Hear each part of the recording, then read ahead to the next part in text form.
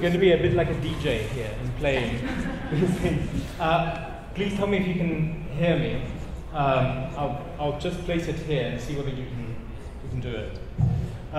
So I just want to say a lot of thanks for this wonderful invitation. And I want to, if I start thanking all the people that have contributed to my coming here, will take as long as my talk, so I shan't. However, I just wanted to make sure that you are aware of my gratitude for bringing me here, but also for creating this extraordinary translation of the text. My Portuguese is quite basic, but while reading the translation, I could see that somehow they did even a better job than the author did, to the point that perhaps I should start writing now in Portuguese through them always. And also for this extraordinary source of inspiration that I'm receiving here. Just that last year there was in Paraná, in Curitiba, as well as in São Paulo, the kind of the readership that I had received. The people who have been reading my work and the way that they've been reacting to it and embracing it, it's quite humbling, really. But also I can see how the kind of research that I'm trying to do, which I acknowledge is quite radical. It is not the standard research you probably get in a law department. It is also not the kind of research that can easily be placed in boxes, disciplinary boxes, certainly not. But I understand that this kind of research has found quite good bedfellows with what is happening currently here. And this is this extraordinary fight to understand space and how spatiality is operating in relation to the law. Also to understand how the law can be used in order to make a better situation in terms of spatial considerations, whether it's housing, whether it's claim to land, whether it's simple, natural liberties that one takes for granted when one walks around a city. So is this level of talking okay? Can you hear me? Yes? Is that any better? Yeah? Excellent, thank you. So I will start with what I was trying to say by kind of evoking a bit of an example. So this is a wonderful room, and I'm very grateful for this, but I want to take you to a slightly different room. I want you to imagine that you're in a room whose walls are red, so walls are red and yellow, are quite bright yellow, quite bright red, sort of quite inspiring in a way, and sort of exhilarating. Then you sit down, you check your iPhone or whatever it is. There's a nice little kind of area to sit, there's a table, there's lovely chairs, there's kind of an arrangement of space which is quite specific, quite particular. There's a faint smell of roses in the air. Very pleasant, not entirely natural, but it doesn't matter because it feels quite right. There's some darts. Do you know what darts are? Those little things you go and in an English pub, for example, it's a very traditional thing. So you can just go and play with them. And actually, if you touch them, they kind of smell of dark beer. It's a very strange room, isn't it? Now you sit down, you have a can of Coke. You open your Coke, you have a bit of a Coke, and while you're sitting and you're relaxing, there's a nice little pipe music. I can describe it. I can start singing. It would be a very good idea. Shall I? Yes? Try it.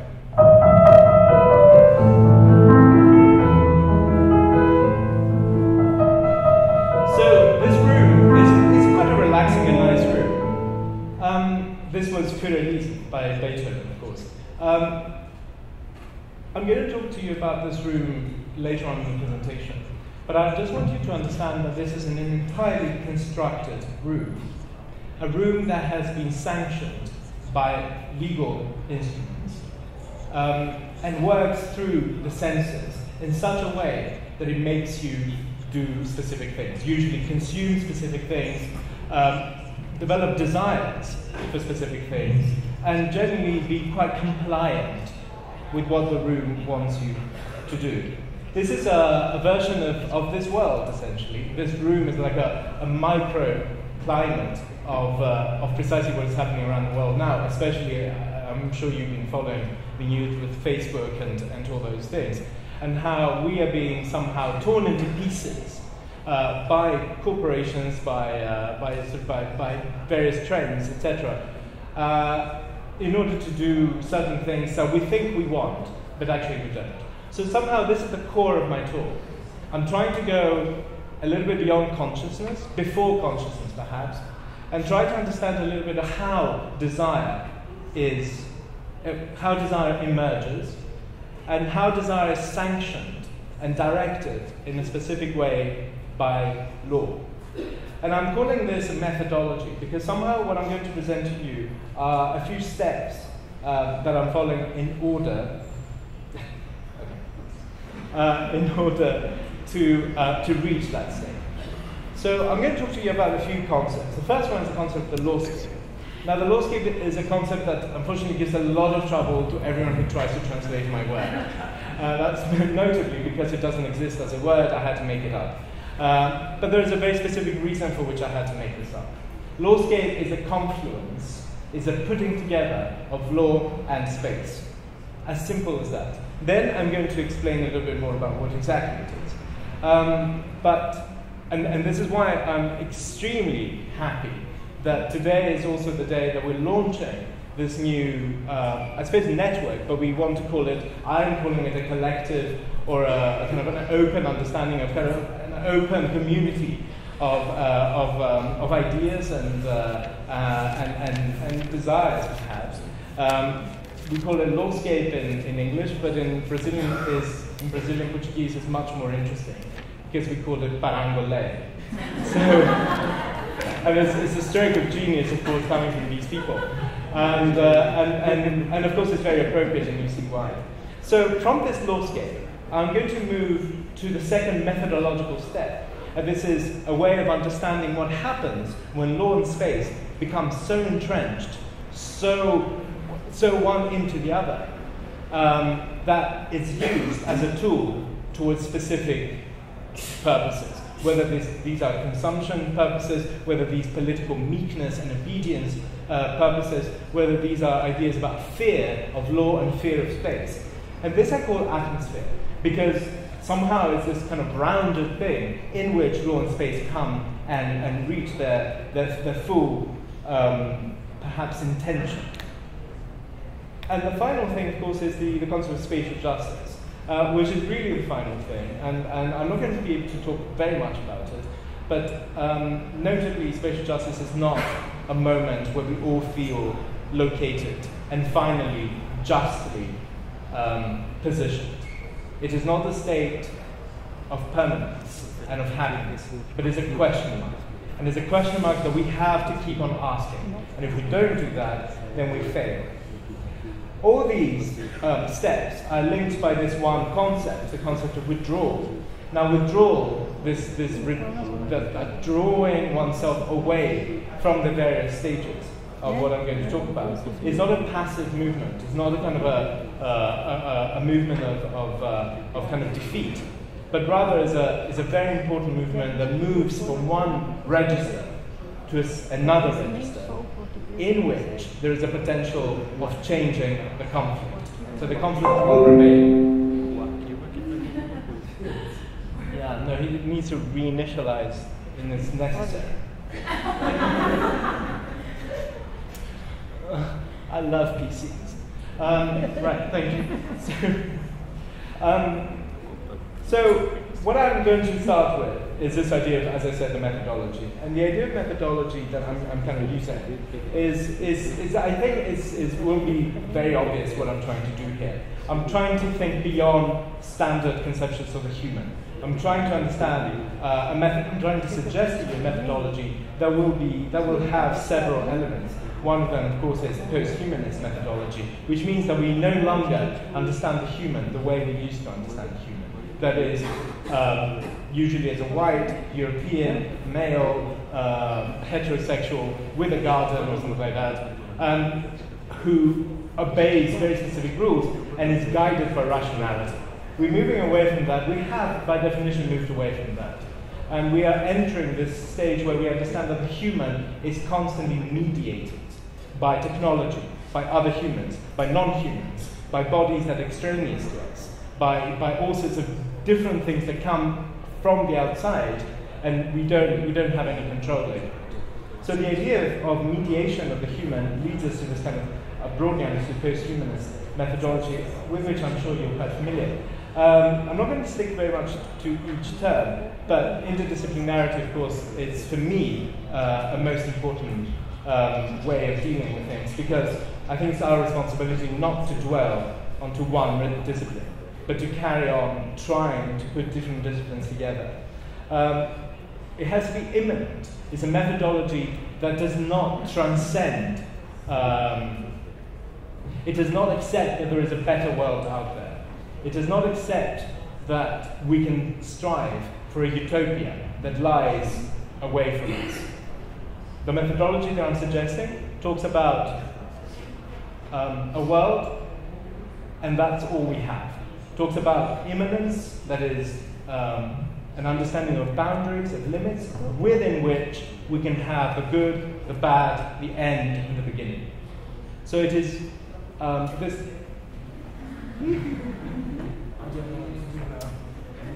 It's a problem. It's really interesting, actually, because this is it. Like, you want to be like a good presenter, and you want to kind of present things in a kind of flowy way and all that stuff. And that's the kind of idea of humanity, like the idea that we can control the way things are. And then we have all this technological mediation coming in, doing all sorts of lovely things with us. And of course, the other understanding is an understanding material. That is, I'm really interested in thinking about the law, thinking about space in its full materiality and tangibility, rather than abstract concepts. I am not interested in positive law. I don't even know what that means. I'm not interested in doctrinal law. I don't even know what that means. And I don't think they do either, with all due respect to positivists and doctrinalists who can do the room right now. The whole idea about law, and the way I understand it, is that it's something entirely embodied. It does not reside outside, it does not come from above, but it's something that we embody constantly and we generate at all times. So in that sense, that's the understanding of materiality. Materiality is both embodiment and spatialization.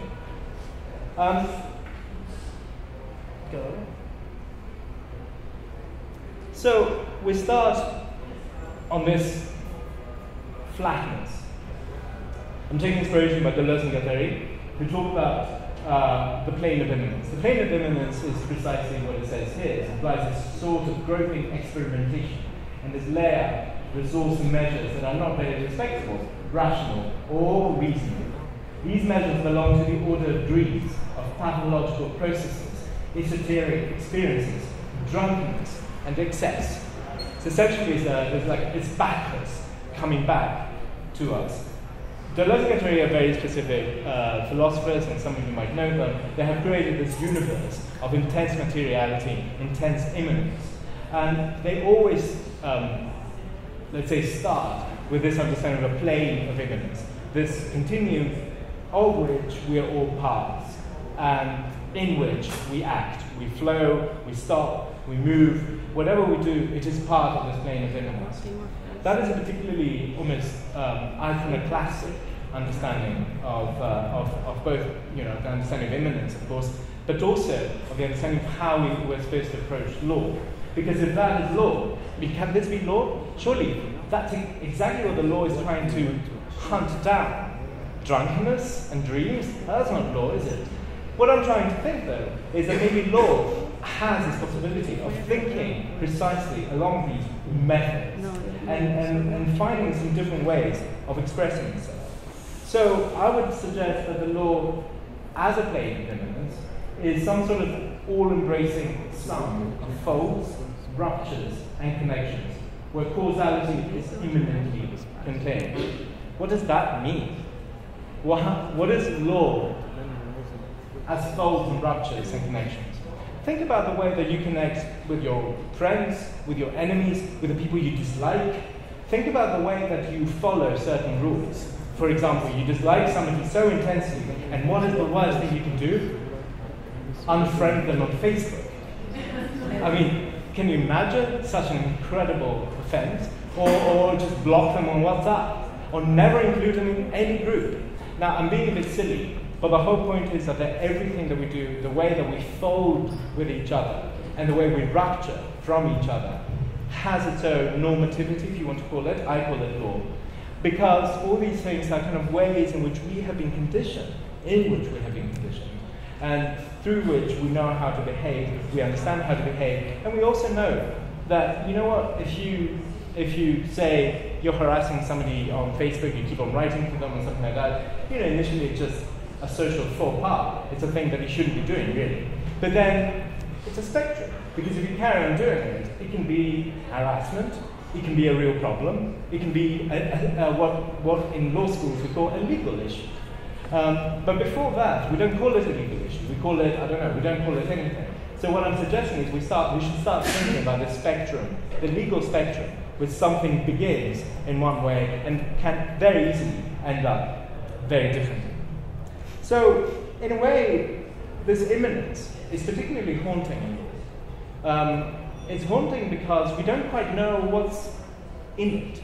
We can understand a bit about the law. I mean, it's very interesting because if we talk to legal academics, lawyers, law students about what the law is, they won't have much of a clue. I mean, they can talk about administrative law or whatever, but they can't talk about what law is. And somehow law remains this kind of empty white space in the kind of general contemplation. We busy ourselves with thinking about the law in all sorts of ways, but we can't really put our finger to it. We can't really understand how the law works. So my suggestion is that if we put together, quite radically, law and space, geographical space, then we get an entirely different understanding of the law. And we will see what I mean. But before that, I just want to perhaps mention a paradox about law, which it might be terribly obvious to you.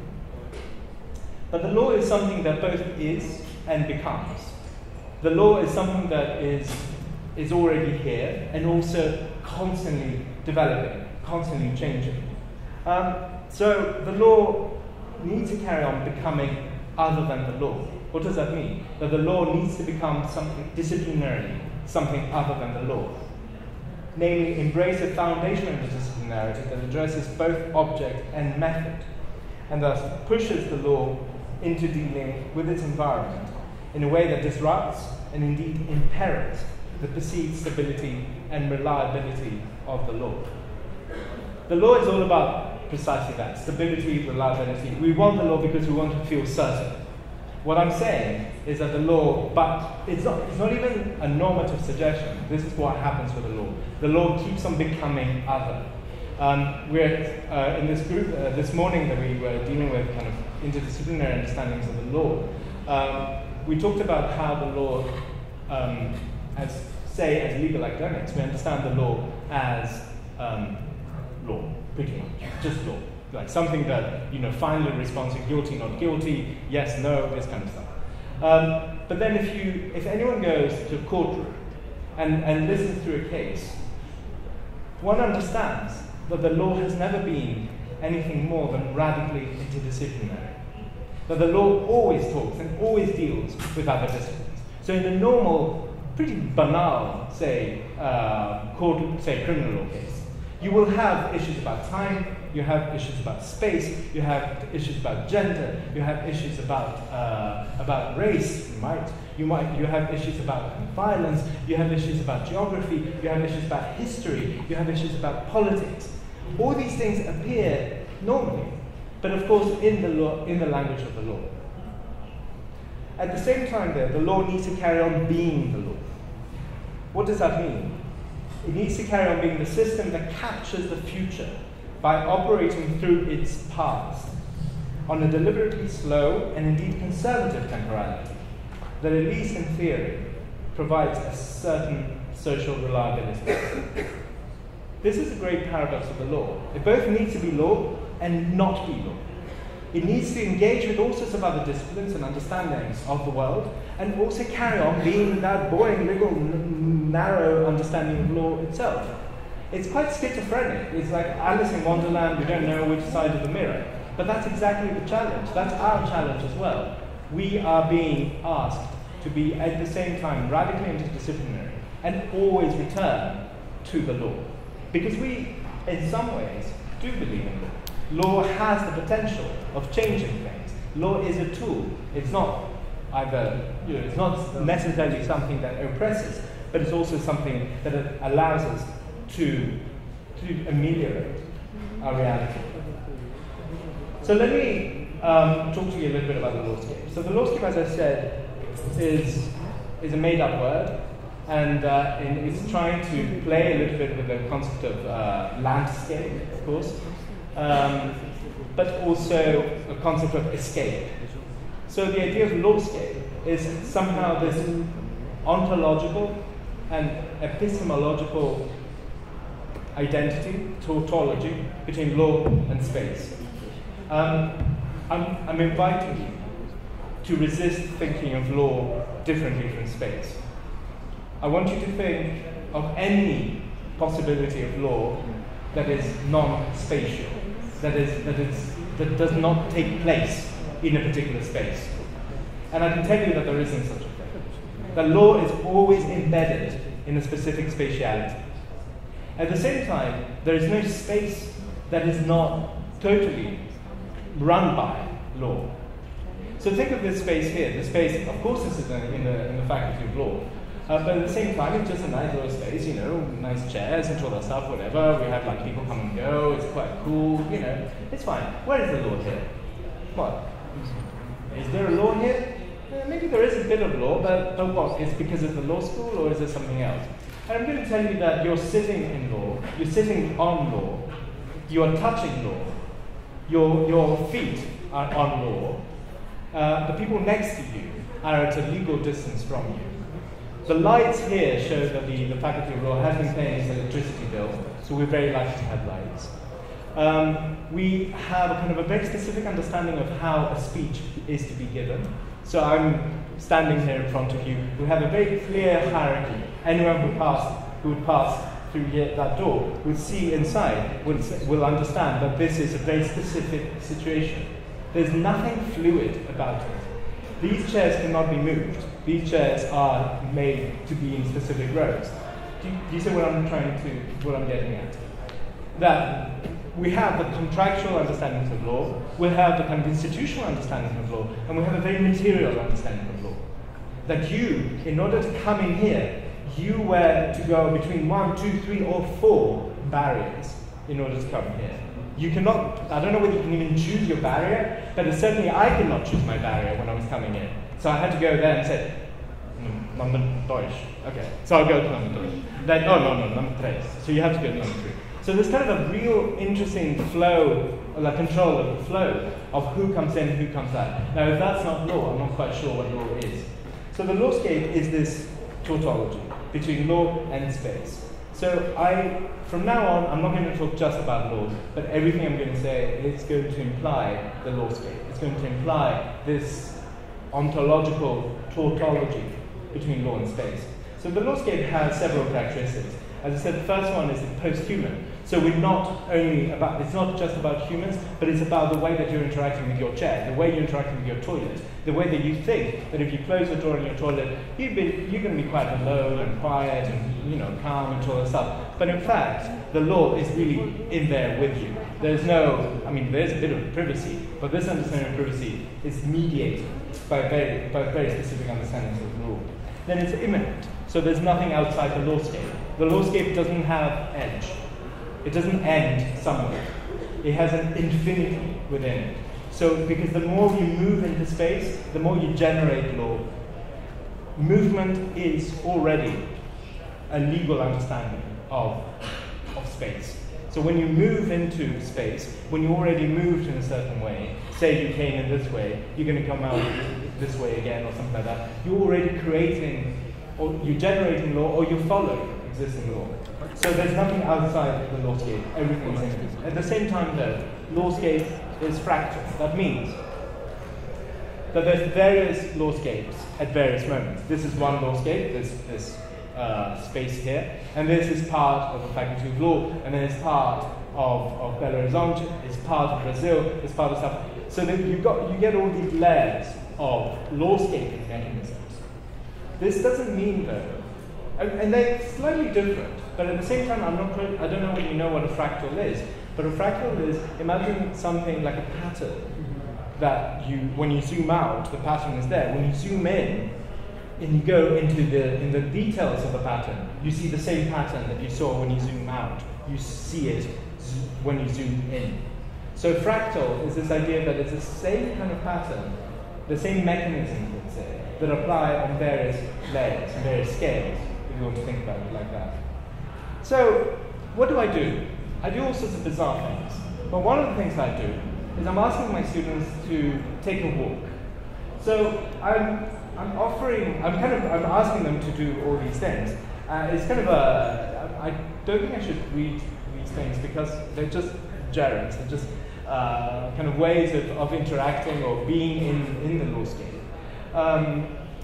But the idea is that I want them to start understanding their position within the law scale, to start understanding how it is that the space in which they walk, say London, and I ask them to take a walk, they can choose whatever walk they want to take, and they have to document a little bit about what it is that is happening when they're walking around and how they interact with the law scale. And if you're here tomorrow morning, we have a workshop, a very adventurous workshop, I think, starting in the School of Architecture and moving, I don't know, probably here or something like that. And where we're going to actively document the law scale, and we're going to play with it. We're going to push its limits. We're going to try its pliability. We're going to try to see how much can we do and still remain within the legal limits of the law scale.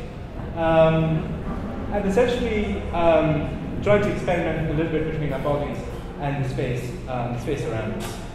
So when my students go out, this is, for example, something that they talked about.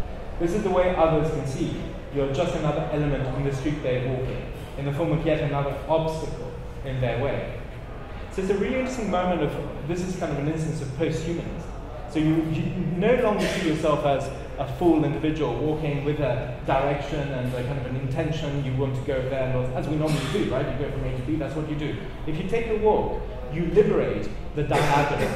You start walking in ways that you don't even know where you're going, and then you start noticing how others see you. And you realize you are in their way. That people want to do things around you, and you kind of, especially if you go like that, then they kind of, they stop and they start sort of, perhaps even getting irritated. At the same time, though, what one understands is, again, what Deleuze is saying, that a body can be anything. When we think about bodies, we usually think about human bodies. But Deleuze has come up with this definition of a body, which draws directly in the philosophy of Spinoza, where it says that a body can be anything. It can be an animal, a body of sound, a mind or idea. It can be a linguistic corpus, a social body, a collectivity. And this is the interesting thing, because, again, for Deleuze there is no distinction between human and nature.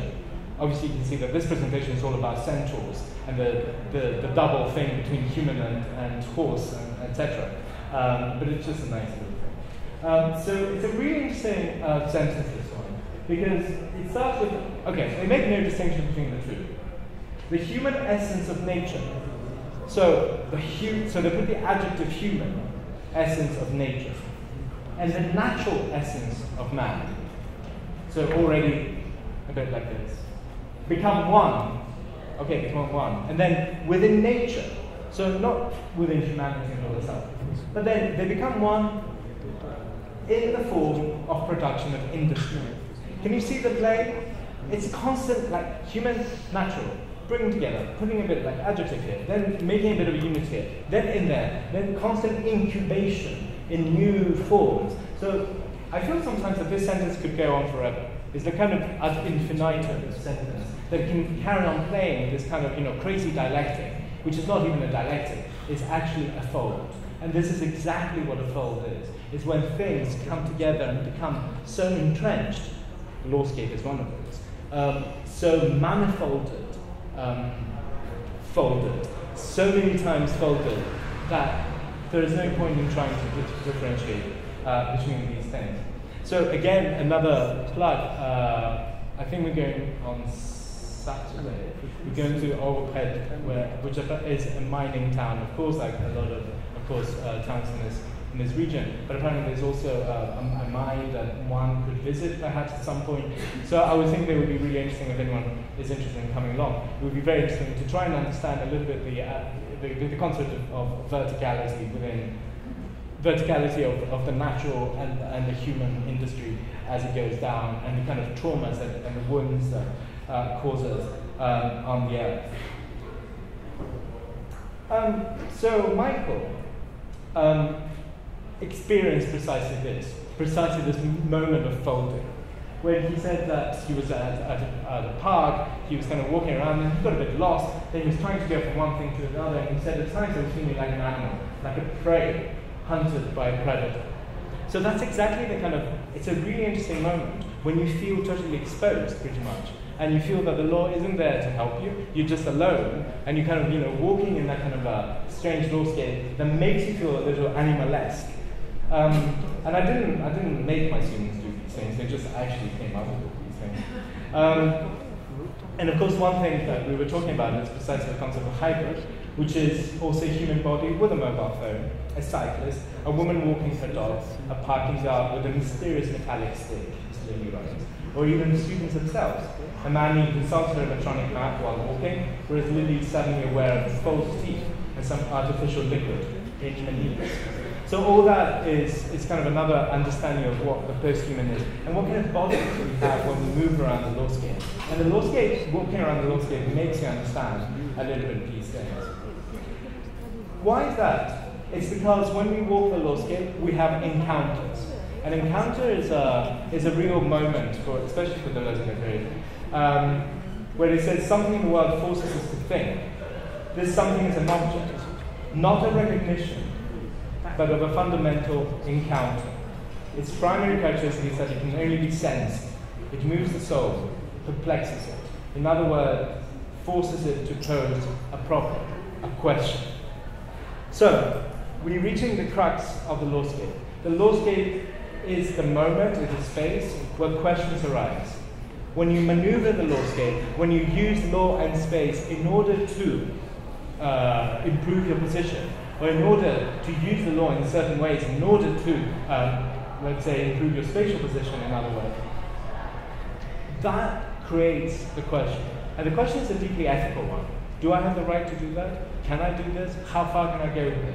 This is the kind of encounter that we have when we are in lawscape. But at the same time, there are different kinds of encounters as well. For example, you can question whether the law is of any use. So Nicholas says that the presence of the law at that point struck me as utterly pointless. And what was that? He was trying to cross a particular road which was fenced on both sides. And there was no reason for that road to be fenced off. So he had to either climb that thing, and it didn't seem to be, there wasn't a prohibition as such, there wasn't like a sign that says, do not cross. But of course the metallic fence clearly said do not cross. So that's part of a material lawscape that stops movement. So the presence of the law at that point struck Nicholas as utterly pointless. So what is happening with the lawscape? When you have this tautology that operates constantly, there's an interplay. There's like a DJ, like the lawscape's a bit of a DJ, and tries to move the various kind of aspects of the volume, a bit higher, a bit lower. So you have law on one hand and space on the other. Remember, of course, the one thing. So at various points, we decide, or perhaps the lawscape itself decides to invisibilize one part of the lawscape. Say it decides to invisibilize law, and just visibilize space. What is that? Think of a shopping mall, where you go there and you feel, well, I don't know how you feel, I personally don't like them, but let's say. You feel quite free, you feel safe, you can walk around, you can go to different shops, you can, and especially the kind of new shopping malls, which are built in a way that all the various individual shops do not have doors, do not have gates, but you can just slide through. I don't know if you've seen any, I'm sure there are shopping malls like that not so much. It will come. Because that's a new trend in London and all the stuff. It's like, banks that don't have gates or anything like that, of course in the shopping mall. So they kind of, you just feel that while you're walking on the corridors of the shopping mall, you just slide into a pharmacy, you just slide into a bank, and you don't even realize, is that the bank or is that the shopping mall? Well, it's like, why does it look like that? It looks like that because what it's doing at that point is invisibilizing the Lord, both in material and symbolic terms. It says, no more doors, no more commands. You can do whatever you want. You're free to roam. And what visibilizes much more is a kind of, this kind of sense of freedom, of space, of openness, of this kind of illusion of escapism and all these things. Of course, this is kind of, again, an ontological trick of the lawscape. The lawscape needs this in order to carry on. We need this in order to carry on.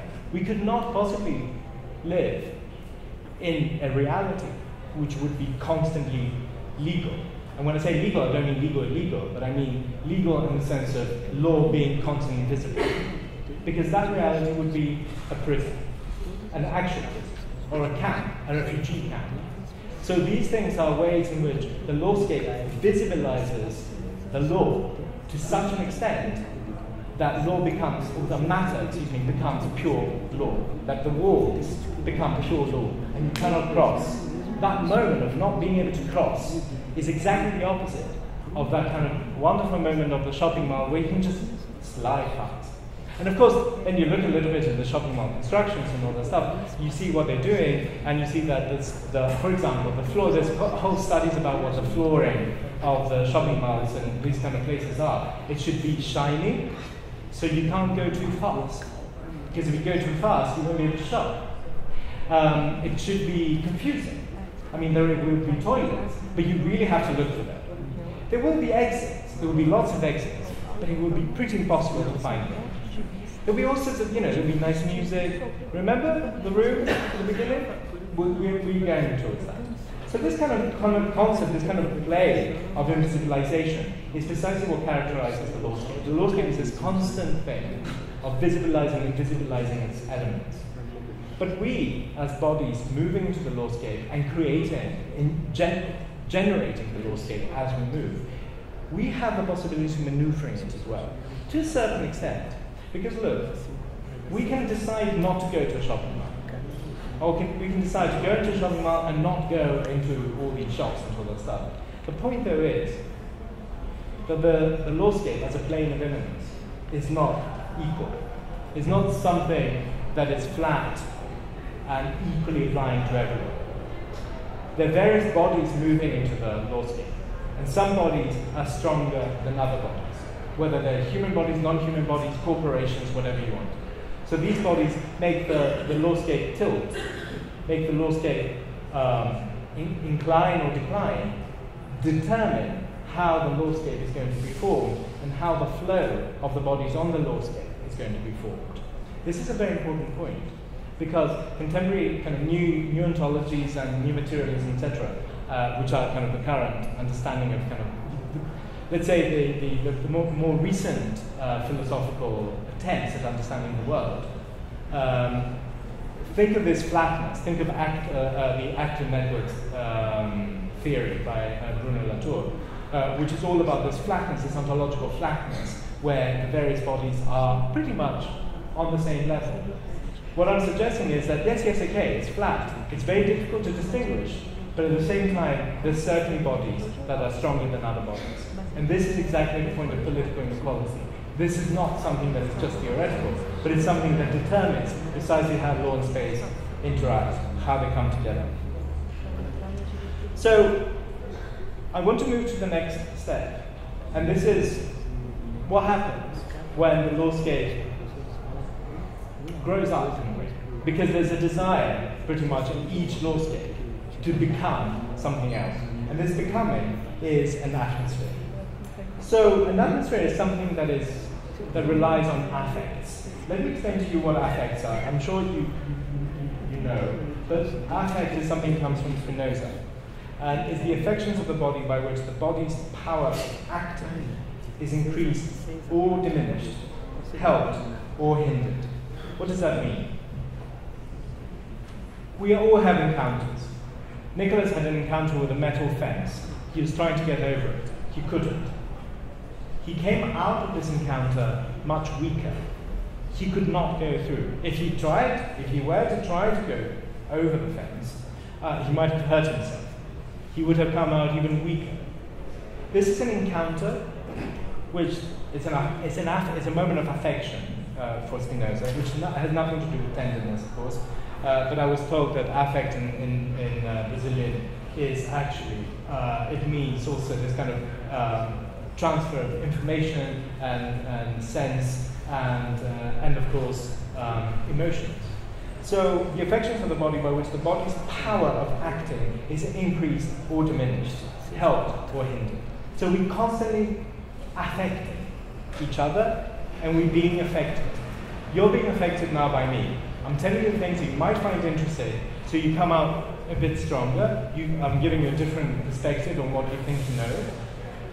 But also you might come out totally weaker because you feel very bored. You're actually half asleep and you think, shall I go? Shall I stay? What shall I do?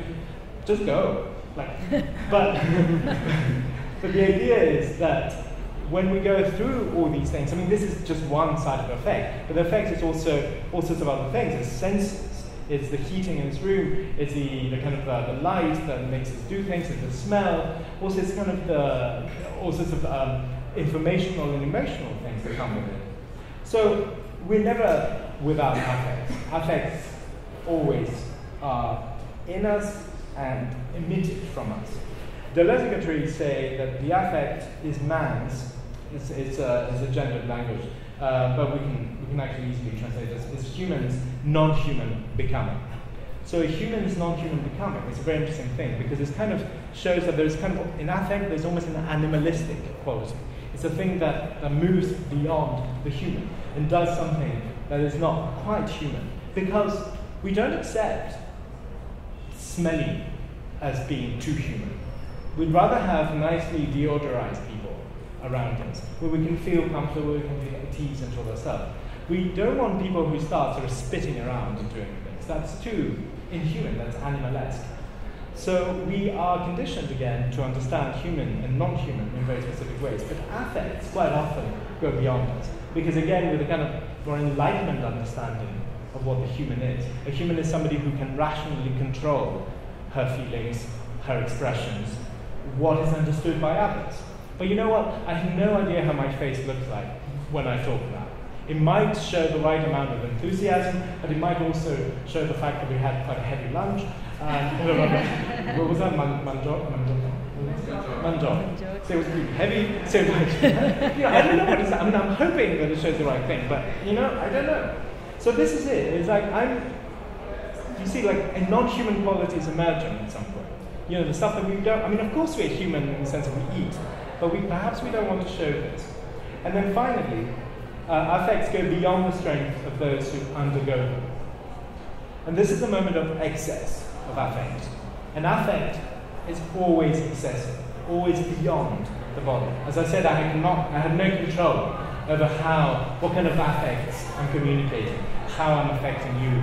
And you think that I cannot see you, but I can really get a feedback from this room. And I can see that there is interest, so it encourages me to carry on. I mean, if I could see all these people like doing things on the mobile and all that stuff, my performance might be a little deflated.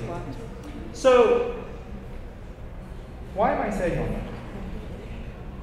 Imagine all these things. Imagine affect like a glue, like a sticky substance amongst us. All these things that kind of bring us together, but also keep us apart of it. All these things that we cannot control, that come from our body, from our identity, our being, whatever it is, but move beyond that. Imagine all these things, and how these things are kind of circulating amongst us. Imagine for a moment, if they had a color, the air would have been colored, would have been, say, red or something like that. Imagine the atmosphere being colored. That is the moment of the emergence of what I call an atmosphere. So what is an atmosphere? An atmosphere is a floating ontology of excess. It is an ontological moment which is free-floating, it's not linked to something, and is fed, is nourished by excess. An atmosphere, more specifically, is the excess of affect that keeps bodies together by, through, and against each other. So, this, in a way, atmosphere is something, it's a concept. I'm going to give you a very brief general introduction to atmosphere. It's used by philosophy and architecture, and increasingly it's being used by other disciplines. Generally speaking, the kind of concept of atmosphere is all about an organization of space, of sensorial, stimuli, in order to feel good. So architects are using this atmospheric studies to create nice buildings, nice rooms, nice flats, and all that stuff. So they're very specific, like there's a wonderful book by this architect called Zumthor, who has, I think, 9 steps, I think, to the perfect atmosphere. So it's all about controlling all the material, all the lighting, all the temperature, everything, how to make the human feel perfectly at ease. But of course, these are dangerous things. And that's exactly my problem with atmospherics, the way they have been so far rehearsed. So my work is a critique of this kind of atmospheric understanding, and I'm moving towards atmospheres as politically suspicious bubbles in which we're kind of thrown in, but we're thrown in by our desire to be in them. Nobody forces you to go to the shopping mall, unless, of course, you are in, say, some Arabic countries where women feel much safer in the shopping mall. And then you think, yeah, okay, this is a good reason to have shopping malls. First reaction. Second reaction, rubbish. This is not a good reason to have shopping malls, because why do we have to have spaces where women will not feel safe? So rather than trying to actually fix the real problem, you create these enclaves, these zoos, where the post-human, the kind of animal human, will feel safe. That's not quite the solution, is it? But think about it. We are constantly in atmospherics. We have created spaces which are so insular that it's quite staggering. And it's quite wonderful. Whenever I come to Brazil and I walk around in kind of, let's say the more affluent areas of whatever city I am, I'm always struck by this constant gated communities. Constant gates everywhere. And it so happens that I've only stayed because you book a place and all that stuff, or somebody books a place for you and they want to treat you. So you book a place in a gated community, in a safe little place with this and that. But there's this moment of kind of, the digital passage. Sometimes it's like, you use your finger, you go, whoa, and all this stuff, and then the doors close behind you, and you feel safe. There's something wrong with that. And I know that it's useful, it's important, but obviously, and I'm not trying to tell you something you obviously live through every day of your lives, but at the same time, there's something deeply uncomfortable about this, because an atmosphere is not just an enclosure that contains, but mainly is something that excludes. So it excludes the world, because you need to feel safe inside. But the interesting thing is that an atmosphere is, as a bubble, it follows certain rules. This is a work by Tomás Singer, who's this Argentinian artist with whom I've been collaborating. This, in a way, is not a metaphor, but it's actually an atmosphere. He creates these little bubbles, atmospheric, in which he positions nature or all that stuff entirely artificial. And he kind of, there's kind of an understanding of seeing it from the outside. So something that really strikes me is, again in Brazil, in the cities, when you have those walls of glass that cut in the middle the gardens around buildings. So you have garden inside, and you have the illusion of continuation of the garden outside as well. But of course, it's absolutely impossible. You cannot go through because this glass is really thick and But that is the most teasing thing of atmospherics.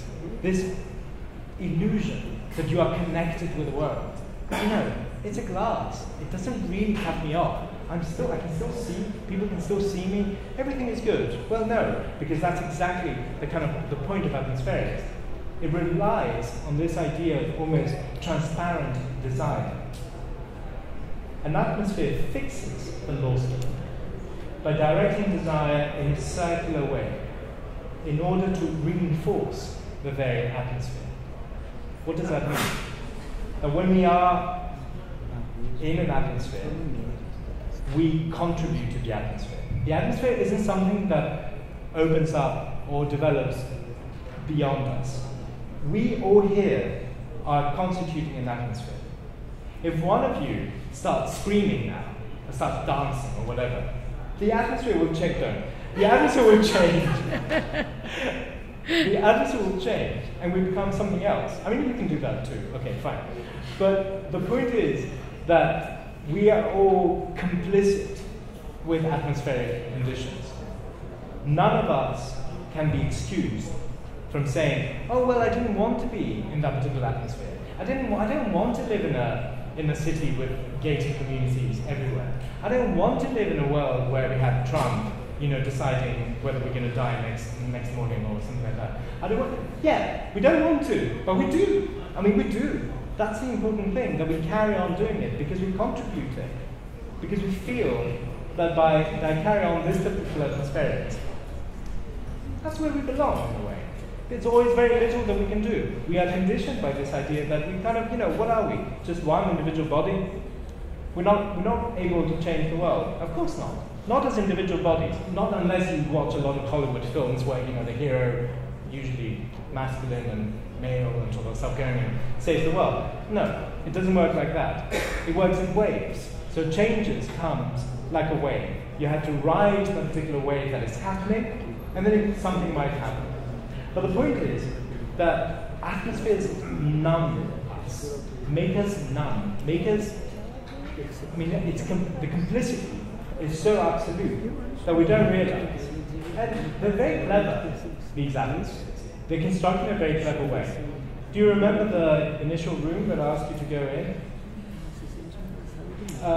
Everything in there, as I said, was constructed and sanctioned by the law. What does that mean? That everything had, all the elements that I gave you and several others there, have been sanctioned by intellectual property law to be accepted as either copyright or a patent or something like that.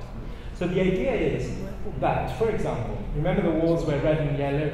This is a copyrighted pattern. Like coding, you cannot use red and yellow unless you're coding. Think of the space and all that stuff and how it's being made. Think of that. Do you remember that you sit down and you have you open a can? What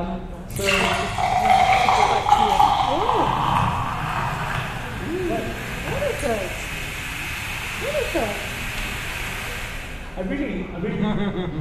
Are you not feeling thirsty? Would you not have that glass? Of course you would. Would you not like to touch these things that feel like one? Don't you want to wear these, this kind of, the fetish for all women and some men? This idea of the red thing. Now the red, how can you copyright the color red? Yet it is. It is a pattern that has been used by Louboutin and it cannot be used by anyone else. You cannot legally have shoes which has the sole of the shoe would be the same color as this. You cannot have a shop that is going to be arranged, designed in the way that McDonald's are or Pizza Hut. You cannot, because these are already patterns, these are design patterns that cannot be changed, cannot be repeated unless you are either McDonald's or Pizza Hut.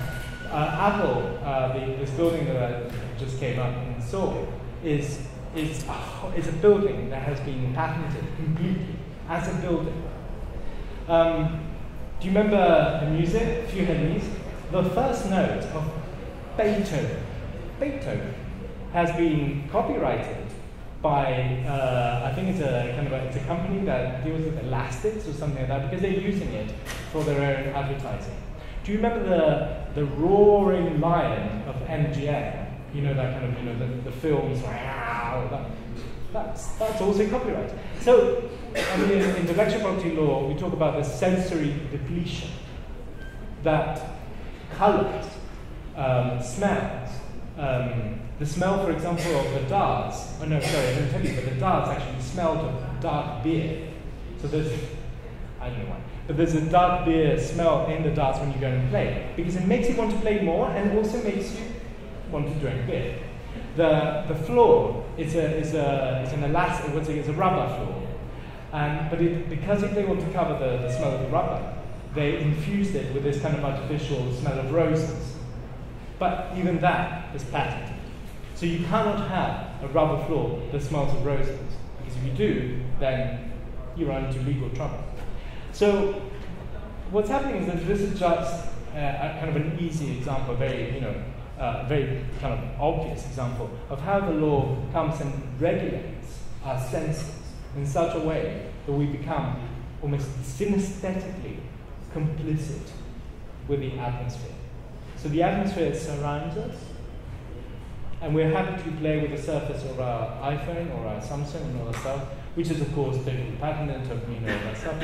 So it's kind of, we are constantly mediated and we're constantly surrounded and we're constantly interacting with things that are legally sanctioned by intellectual property law, but not just. Think about planning law, think about environmental law, but all sorts of things. So I'm going to give you very briefly the three conditions of creating an atmosphere. The first one is this distinction between inside and outside. There needs to be a feeling that we can close the door and things, people, the world is excluded. We need to stay in, and inside there is safety.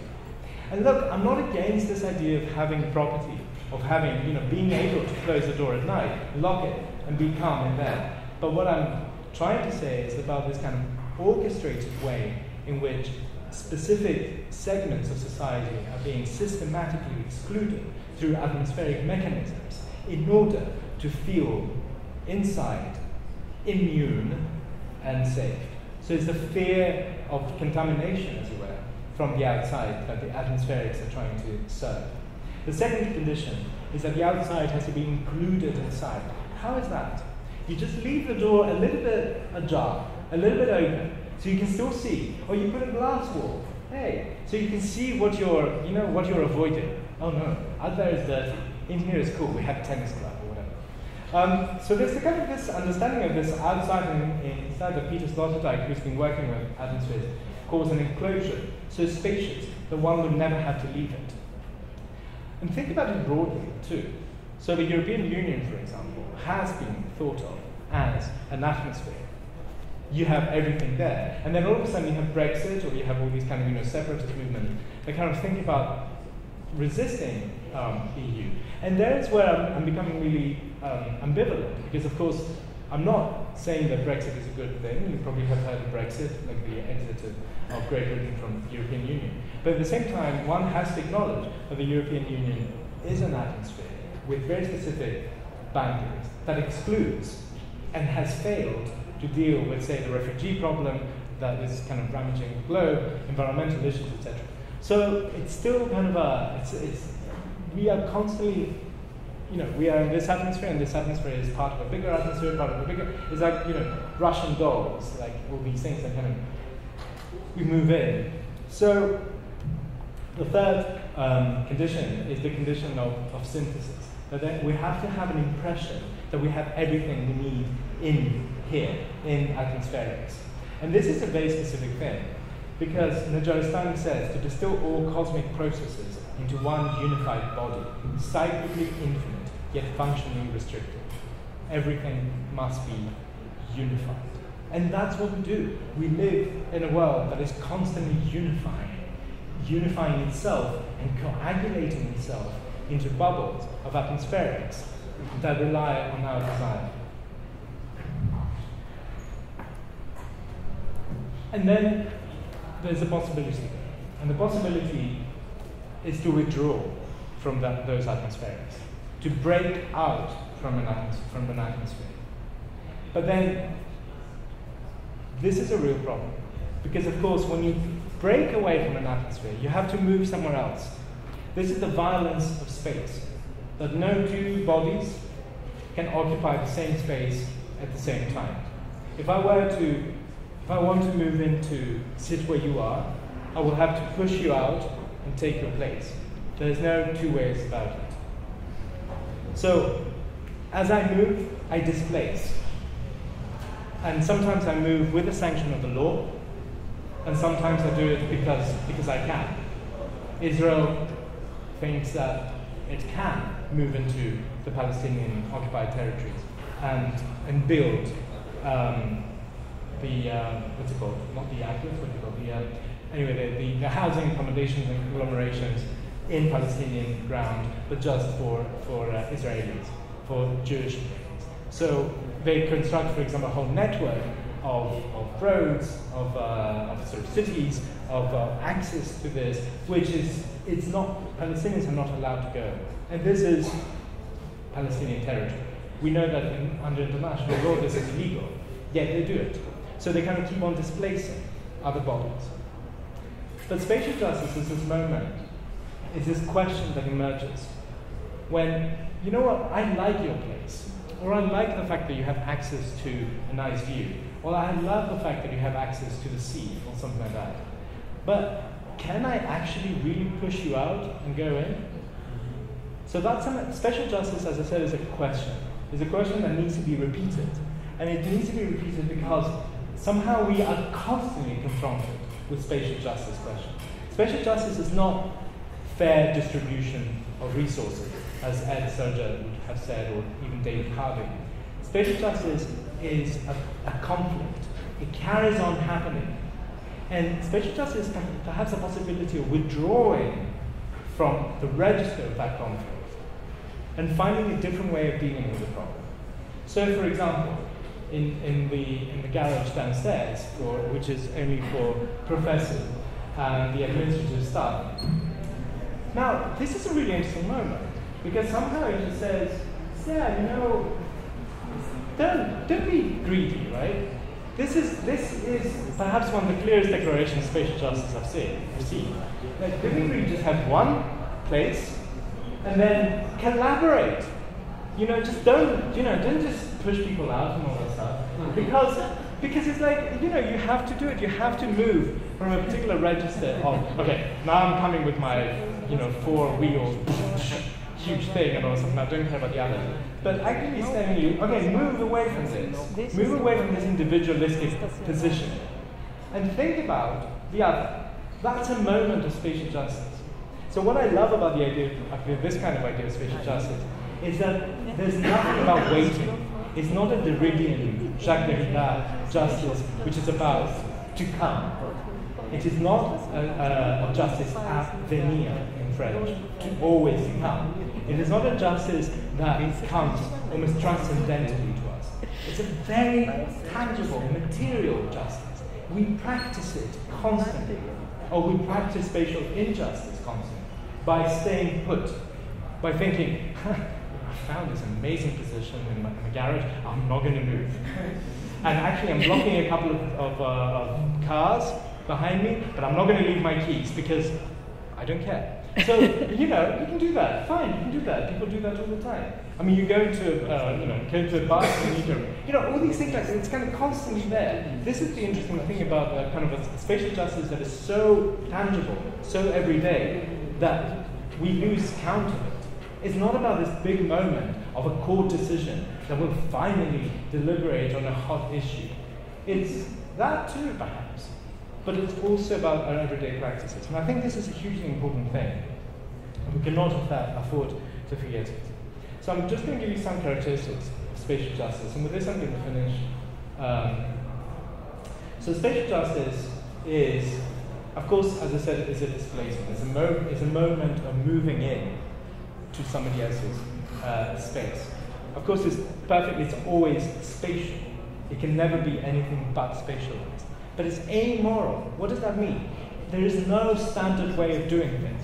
We're not talking about a morality, which is a blanket that determines. We're talking about ethical position in specific situations that determine the decision that has to be taken. It is non-anthropocentric. So it talks about climate change. It talks about environmental issues. It talks about the real fears. It talks about the plastic in the oceans. It is post-disciplinary. It doesn't belong to a discipline, but applies to everyone. It is right here. It's not something to come. It is not a solution. There is no solution. There can never be one solution. There has once been a final solution. That was in the 1940s with Hitler and the Jews. Mm-hmm. We don't want solutions of that sort. Perhaps we don't even want solutions. We want ways of withdrawing from specific conflicts, specific registers of conflict, and moving to a new register of conflict. Still conflict, still negotiation, still atmospherics of sticky substance between the bodies, still trying to get somebody else's place, because you know what, I want to, because it's nice, because I live in a villa, and I see that, next to me there's this wonderful building with nice views, and I want to become, I want to become like them. It's normal. You want to do that, you've seen the good life, and you want to become the good life as well. The question is how you do it. So it's this constant fight and conflict and battle with ethical issues, fully spatialized and fully legalized. It's a rupture in this plane of immanence. So this plane of immanence that is always this continuum thing that goes on is ruptured by moments of spatial justice. It is when things are not expected to happen, but then do happen. Think of Tahrir Square and the way that it's in Egypt, and how the revolution that we called, and we got very excited about it at the time, was happening in this one square in Cairo. And think about how this could have brought an entirely different regime in the whole region. It didn't. And that's the whole point.